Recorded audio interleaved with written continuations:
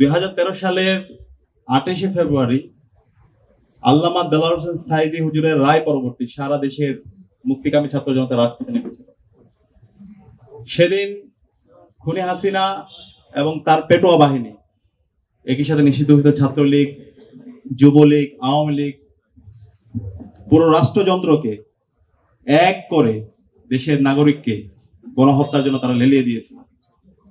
আমরা দেখতে পেয়েছি একদিনে প্রায় শতাধিক মানুষকে হত্যা করা হয়েছে, হাজার হাজার মানুষ পঙ্গু হয়েছে এবং এটা সপ্তাহব্যাপী গণহত্যা সংগঠিত হয়েছে।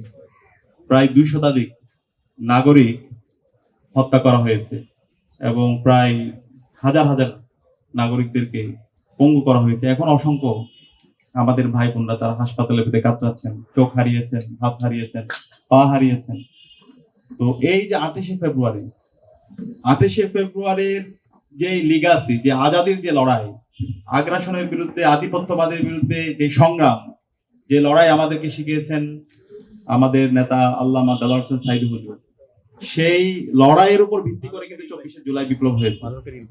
24শে জুলাই বিপ্লবের যে শহীদরা আছে, শহীদদের ইমাম বলে আমরা শহীদ আবু সাঈদ, শহীদ ওয়াসিম, শহীদ আলী রায়হান, শহীদ শান্ত, শহীদ ইসমাম, অসংখ্য শহীদদের আপনি জীবনী পাবেন যারা আল্লামা দেলোয়ার হোসেন সাঈদী হুজুরের যেই আদর্শ, আল্লামা দেলোয়ার হোসেন সাঈদী হুজুরের যে বয়ান, সেটাকে তারা লালন করত, সেটা ধারণ করত এবং তাদের ফেসবুক স্ট্যাটাসের মাধ্যমে তারা ওই সময়ে তাদের আকাঙ্ক্ষার কথাগুলো বলেছিল। আল্লামা দেলোয়ার হোসেন সাঈদী হুজুরকে যখন শহীদ করা হচ্ছিল, তখন শহীদ ইসমাম বলেছিল, আল্লাহ তুমি আমাকে এভাবে শহীদ করো, এই বাংলায় যেন আমি আজাদি এনে দিতে পারি। তো সেই ইসমাম 2024-এর জুলাই বিপ্লবে তিনি শহীদ হয়েছেন। শহীদ আবু সাঈদের স্ট্যাটাস থেকে আমরা দেখতে পেয়েছি। তো এই যে জুলাই বিপ্লব, এই জুলাই বিপ্লব এটা একদিনও হয়নি, এটা দীর্ঘদিনের মানুষের লড়াই সংগ্রাম আছে, অসংখ্য মানুষের রক্ত, তাদের স্যাক্রিফাইসের মাধ্যমে আজকে জুলাই বিপ্লব পেয়েছি। এবং এই জুলাই বিপ্লবের অন্যতম যেটা হচ্ছে আমাদের পাটাতন তৈরি করে দিয়েছে, সেটা হচ্ছে 28শে ফেব্রুয়ারি।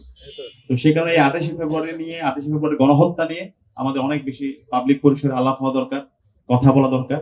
আমরা আজকের এই দিনে ঢাকা বিশ্ববিদ্যালয় কেন্দ্রীয় ছাত্র সংসদ এবং বাংলাদেশের ছাত্র সমাজের পক্ষ থেকে 28শে ফেব্রুয়ারির সকল শহীদদের শ্রদ্ধার সাথে স্মরণ করছি।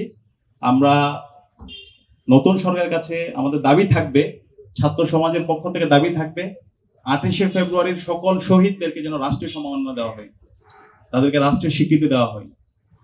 একই সাথে এই সকল শহীদদের এবং আহতদের রাষ্ট্রের পক্ষ থেকে পুনর্বাসনের ব্যবস্থা করা হয়।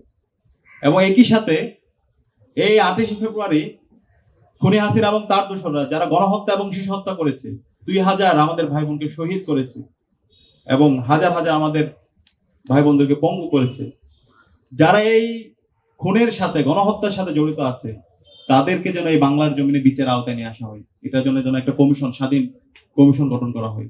গত 16 বছরে, গত 13-14 বছরে সেটা হয়নি। আমাদের প্রত্যাশা থাকবে নতুন সরকার এই কাজটি করবে। এবং একই সাথে ওই সময়ে যারা জাতীয় নেতৃবৃন্দ ছিল, জাতীয় নেতৃবৃন্দদের বিরুদ্ধে বিভিন্নভাবে তাদের বিরুদ্ধে অপবাদ দিয়ে বিচারের নামে অবিচার করা হয়েছে, যেটা আমরা এটিএম আজহার ভাইয়ের রায় পরবর্তী বিচার বিভাগকে, কোর্ট থেকে যেটি বলা হয়েছে, এটা বিচারের নামে অবিচার হয়েছে, একজনের বিচার অন্যজনের উপর দায় দিয়ে দেওয়া হয়েছে। সুতরাং এই আন্তর্জাতিক অপরাধ ট্রাইব্যুনালের বিগত সময়ে যে রায়গুলো হয়েছে, সেই রায়গুলো আবার রিভিউ হওয়া দরকার। এবং আমাদের আল্লামা দেলোয়ার হোসেন সাঈদী হুজুরকে সর্বশেষ মেডিকেল ক্লিনিং এর মাধ্যমে ওনাকে শহীদ করা হয়েছে, হত্যা করা হয়েছে। এই হত্যাকাণ্ডের সাথে যারা জড়িত ছিল, তাদেরকে যেন এই স্বাধীন বাংলাদেশের বিচারের আওতায় নিয়ে আসা হয়। এটা আমাদের ছাত্র সমাজের দাবি, এটা আমাদের সবার গণদাবি।